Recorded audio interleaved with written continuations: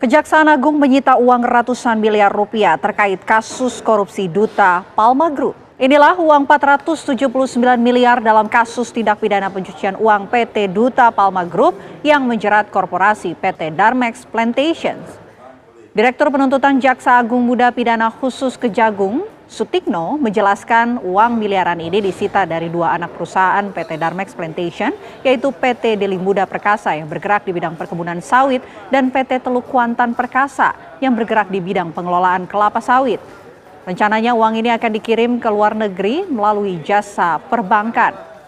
Namun penyidik dan penuntut umum Kejagung langsung melakukan pemblokiran dan penyitaan. Total uang yang sudah disita Kejagung dalam kasus ini adalah sebesar 6,8 triliun rupiah. Perkara Darmex Plantation ini sendiri telah dilimpahkan ke Pengadilan Tipikor Jakarta Pusat bersama dengan beberapa korporasi lainnya. Terdakwa dijerat dengan pasal 3, 4, atau 5 Undang-Undang Nomor 8 Tahun 2010 tentang tindak pidana pencucian uang, Jungto pasal 55 ayat 1 KUHP. Assalamualaikum warahmatullahi wabarakatuh. Perkenalkan, nama saya Nani Liani dan NIM saya 19240620 dan MAI kelas saya yaitu 19330 dan mata kuliahnya yaitu Bahasa Indonesia.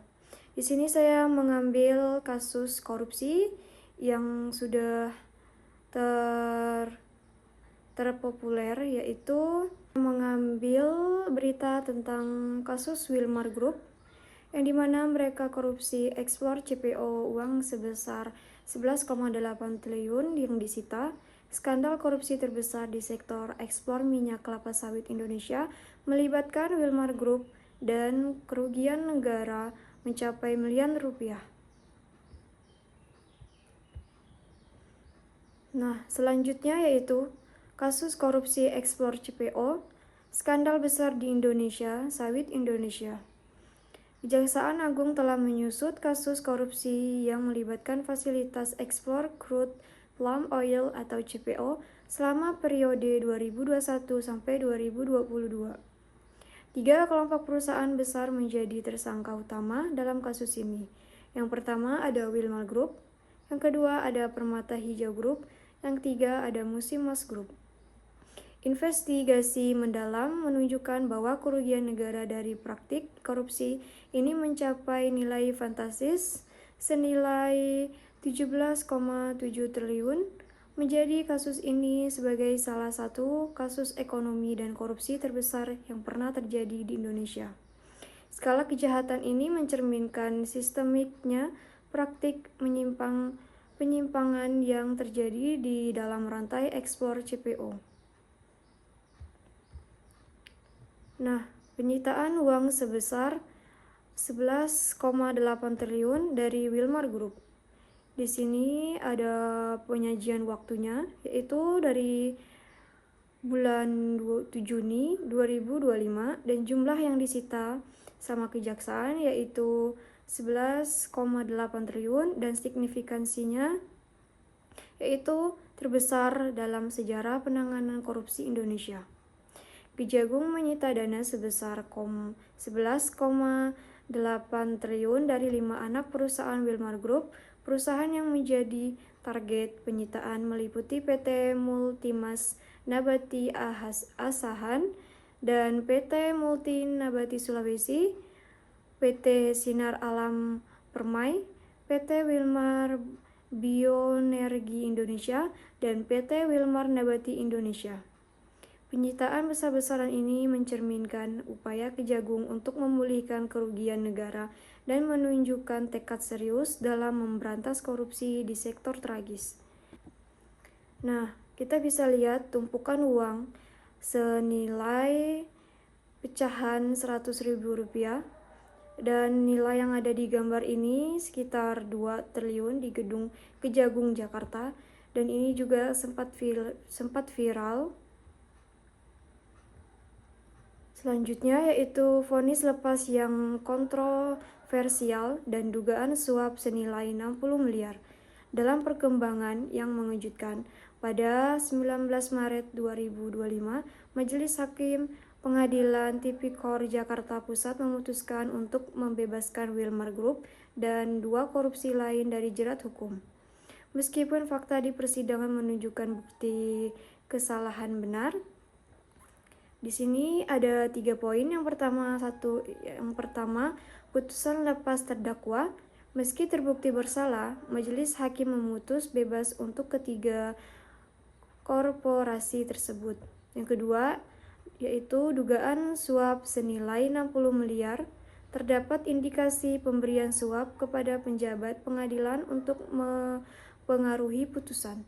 Yang ketiga, ada tersangka tambahan, 4 orang ditetapkan tersangka, 2 kuasa hukum, 1 panitera muda, dan 1 hakim perkara. Nah, Ketua PN Jakarta Selatan Muhammad Arif Nurianta dan 3 hakim perkara diduga menerima uang suap sebesar 60 miliar rupiah untuk mengatur putusan sidang agar menguntungkan korporasi terdakwa. Selanjutnya yaitu ada rincian kerugian dan uang pengganti yang harus dibayar. Nah, di sini ada poinnya yaitu Wilmar Group yang disita sama yang harus dibayar yaitu 11,8 triliun. Kerugian negara sebesar 1,65 triliun, kerugian sektor usaha sebesar 8,52 triliun, kerugian rumah tangga sebesar 1,63 triliun. Dan grup lainnya yaitu sebesar 5,8 triliun, yaitu mencakup Musimas Group, ada Permata Hijau Group, dan total kewajiban ketiga korporasi. Nah, total uang pengganti yang harus dibayarkan oleh ketiga korporasi mencapai sebesar 17 triliun, namun masih terdapat kekurangan pembayaran sebesar 4 triliun rupiah yang menjadi fokus penagihan berlanjutan dari Kejagung. Selanjutnya ada upaya hukum dan pengembalian kerugian negara. Di sini ada 4 poin. Yang pertama ada kasasi Kejagung, yaitu mengajukan upaya hukum kasasi atas putusan lepas terdakwa korporasi ke Mahkamah Agung. Yang kedua ada penyitaan aset, yaitu proses penyitaan dan pengembalian aset harus dilakukan untuk menutup kerugian negara. Yang ketiga ada Oktober 2025, uang hasil penyitaan dan pengembalian mencapai sebesar 13 triliun rupiah diserahkan ke negara. Yang keempat ada penagihan lanjut, yaitu penagihan sisa kewajiban sebesar 4 triliun masih terus diupayakan hingga sekarang. Nah, untuk dampak dan implikasi kasus korupsi CPO ini, yaitu ada memiliki 5 poin. Yang pertama di industri sawit, yaitu mengguncangkan kepercayaan pasar global terhadap tata kelolaan ekspor CPO Indonesia dan kualitas kontrol korporat. Yang kedua, ada pengawasan regulasi, yaitu mempercepat perbaikan mekanisme kontrol oleh Kementerian Perdagangan dan lembaga terkait. Yang ketiga, ada kepercayaan publik, yaitu merusak citra Indonesia di mana masyarakat internasional di investor asing dalam sektor ekstraktif. Yang keempat, ada peringatan industri, yaitu menjadi peringatan keras bagi seluruh korporasi besar tentang konsekuensi praktik korupsi dan suap. Yang kelima, ada reformasi hukum, yaitu mendorong penguatan pengawasan di sektor ekspor CPO dan reformasi sistem pengadilan yang telah transparan.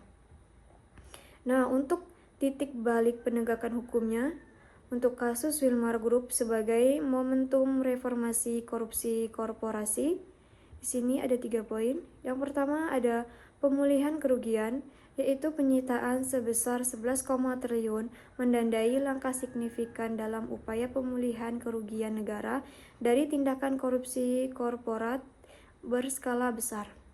Nah, yang kedua ada transparan pengadilan, yaitu kasus ini membuka tabir praktik suap di lingkungan pengadilan dan memperlihatkan infiltrasi korupsi di tingkat elit korporasi.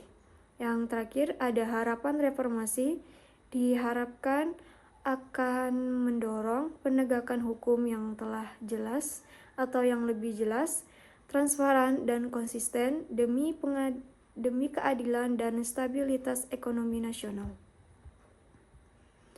Nah, titik balik penegakan hukumnya untuk kasus Wilmar Group dengan segala kompleksitas dan konversinya telah menjadi cerminan nyata dari perjuangan Indonesia dalam memberantas korupsi korporasi. Di sini memiliki 3 poin. Yang pertama, eksposur skala korupsi. Kasus ini secara terang-terangan mengungkap skala praktik korupsi yang terjadi dalam sektor ekspor CPO, menyebabkan kerugian negara yang fantastis. Yang kedua, ada komitmen pemulihan, yaitu upaya penyitaan aset dan penagihan kerugian oleh Kejaksaan Agung menunjukkan komitmen serius untuk memulihkan keuangan negara meskipun menghadapi tantangan hukum yang besar.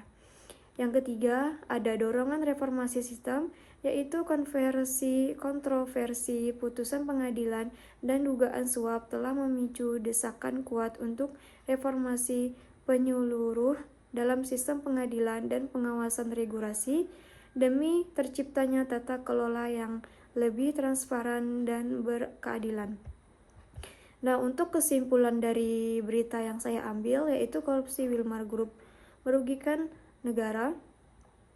Nah, kasus Wilmar Group telah menjadi salah satu babak terpenting dalam sejarah penegakan hukum di Indonesia, mengungkapkan skala korupsi korporasi yang mencengangkan dan memicu seruan untuk reformasi sistemik. Yaitu di sini ada 4 poin, yaitu yang pertama ada kerugian fantastis, yaitu penyimpangan dalam ekspor CPO menyebabkan kerugian negara mencapai sebesar 17,7 triliun, menjadikannya salah satu kasus korupsi terbesar di Indonesia. Nah, yang kedua ada kontroversi putusan pengadilan, yaitu meskipun terbukti bersalah di pengadilan, Wilmar Group dan korporasi lain divonis bebas, diikuti dugaan suap sebesar 60 miliar yang menyeret penjabat pengadilan. Yang ketiga, ada upaya pemulihan dan tantangan, yaitu Kejagung berhasil menyita aset sebesar 11,8 triliun dan terus berupaya mendagih sisa kerugian, menunjukkan komitmen kuat dalam pemulihan keuangan negara. Yang keempat, ada dampak dan momentum reformasi, yaitu kasus ini mengguncang kepercayaan publik, merusak citra industri, dan menjadi momentum penting untuk mendorong reformasi hukum serta pengawasan yang lebih transparan dan tegas. Oke, terakhir yaitu terima kasih. Saya berharap presentasi ini memberikan gambaran yang jelas mengenai kronologi, dampak, dan upaya penegakan hukum dalam kasus korupsi ekspor CPO bersama kita wujudkan transparansi dan keadilan. Apabila ada kesalahan, baik ucapan, baik pun perbuatan, saya mohon maaf dan saya akhiri. Terima kasih. Wassalamualaikum warahmatullahi wabarakatuh. Bye.